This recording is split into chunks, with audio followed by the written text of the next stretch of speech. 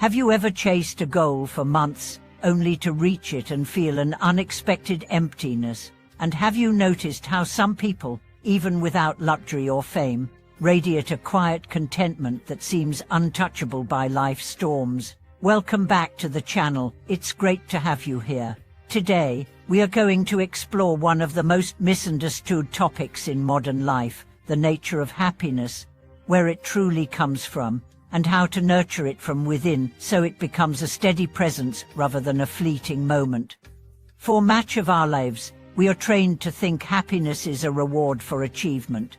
As children, we are told that good grades will bring us joy. As adults, we replace grades with salaries, titles, possessions, or recognition. And yet, how many times have you reached a milestone only to find the glow fades faster than expected? That's because what we often pursue is not happiness itself, but a temporary thrill. Real happiness is quieter, deeper, and more resilient. It's the result of aligning your inner world with your actions, values, and relationships. The first shift in cultivating this kind of happiness is learning to have a conversation with yourself. Not the kind of self-talk where you recite affirmations you don't believe, but an honest dialogue about your needs, fears, and desires. I once worked with a woman named Claire, who, after years of building a career, admitted she no longer knew what truly excited her. She started setting aside 10 minutes each night to write herself a short letter, one proud moment from the day, one frustration, and one thing she wished for tomorrow. Over time, these letters revealed patterns, the tasks she found most meaningful, the people who energized her, and the situations that consistently drained her. By listening to herself without judgment, she began reshaping her days to include more of what truly mattered. Accepting imperfection is another pillar of lasting happiness. Many people carry an invisible pressure to live up to a flawless version of themselves, a standard that leaves no room for error. But happiness flourishes in the soil of self-acceptance. Consider James, a musician who failed spectacularly in a high-profile performance early in his career. Instead of letting that night define him, he treated it as one chapter in a much longer story. He explored new genres, collaborated with other artists, and learned to enjoy the process rather than obsess over flawless outcomes. By embracing his imperfections, she discovered new layers of creativity, and with them, a renewed joy in his work.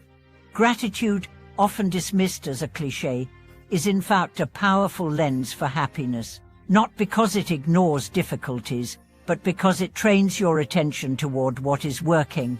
When you regularly acknowledge the small good things, a stranger holding a door, a warm patch of sunlight, a friend remembering your favorite drink, you slowly rewire your mind to see life as abundant rather than lacking. A simple practice is to note 3 such moments before bed each night. Over weeks, this becomes a habit of awareness, and you start to notice these moments more as they happen. Happiness also depends on your relationship with adversity. Life will not spare you from loss, disappointment, or change. But if you can meet these moments without letting them define your identity, you remain free to move forward. This doesn't mean suppressing sadness, it means allowing it to pass through without building a permanent home inside you. I recall a client who was unexpectedly laid off from a job she loved. She gave herself a set period to grieve, then began exploring opportunities she had long postponed: a cooking course, freelance consulting, reconnecting with old friends. What began as a setback turned into a season of rediscovery, and she later described it as one of the happiest periods of her life. Connection is another key ingredient. Humans are wired for belonging, but not all social contact nourishes us. True connection comes from relationships where you can be authentic, where listening is as valued as speaking, and where support flows both ways. Surround yourself with people who celebrate your growth, not those who resent it. And be that person for others. Generosity in relationships is one of the street ways to deepen your own happiness. Lastly, create space for stillness. In a world of constant stimulation, The ability to simply be without doing is a rare skill. Stillness is where you can hear the quieter truths that get drowned out by business. What you miss, what you're ready to release, and what you want next. Whether it's through meditation, walking in nature, or sitting quietly with a cup of tea, these moments anchor you in the present, and the present is where happiness lives. Happiness is not a finish line to cross, it's a way of walking.